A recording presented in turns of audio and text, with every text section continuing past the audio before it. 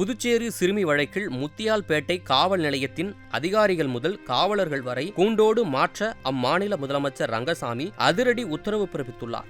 முத்தியால்பேட்டை பகுதியைச் சேர்ந்த ஆர்த்தி என்ற 9 வயது 5ஆம் வகுப்பு சிறுமி கடந்த 2ஆம் தேதி மாயமானார். இதனால் அதிர்ச்சியடைந்த பெற்றோர் போலீசாரிடம் புகார் அளித்த நிலையில் எவ்வித துப்பும் கிடைக்கவில்லை என கூறப்படுகிறது.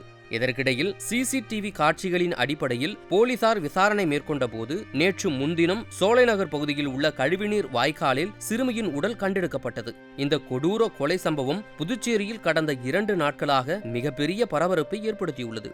இதையடுத்து இந்த சம்பவத்தில் தொடர்புடைய 57 வயது விவேகானந்தன் மற்றும் 19 வயதுடைய கருணாஸ் என்ற இளைஞர் கைது செய்யப்பட்டனர். முன்னதாக சிறுமி காணாமல் போன வழக்கில் போலீசார் அலட்சியமாக செயல்பட்டதே இதற்கு காரணம் என உறவினர்கள் குற்றம் சாட்டி வந்த நிலையில் தற்பொழுது அதன் அடிப்படையில் புதுச்சேரி முத்தியால்பேட்டை காவல் நிலைய அதிகாரிகள் முதல் காவலர்கள் வரை கூண்டோடு இடமாற்றம் செய்ய அம்மாநில முதல்வர் ரங்கசாமி உத்தரவிட்டுள்ளார். ஏற்கனவே சிறுமியின் வழக்கில் 5 பேர் சந்தேகத்தின் பேரில் கைது செய்யப்பட்டு விசாரணை நடத்தப்பட்டு வருகிறது. அதேபோன்று சிறுமியின் குடும்பத்தினருக்கு நிவாரணமாக 20 லட்சம் ரூபாய் அறிவிக்கப்பட்டுள்ளது குறிப்பிடத்தக்கது. செய்திகளை உள்ளது உள்ளபடி தெரிந்து கொள்ள ரெஃப்ளெக்ட் நியூஸை சப்ஸ்கிரைப் பண்ணுங்க.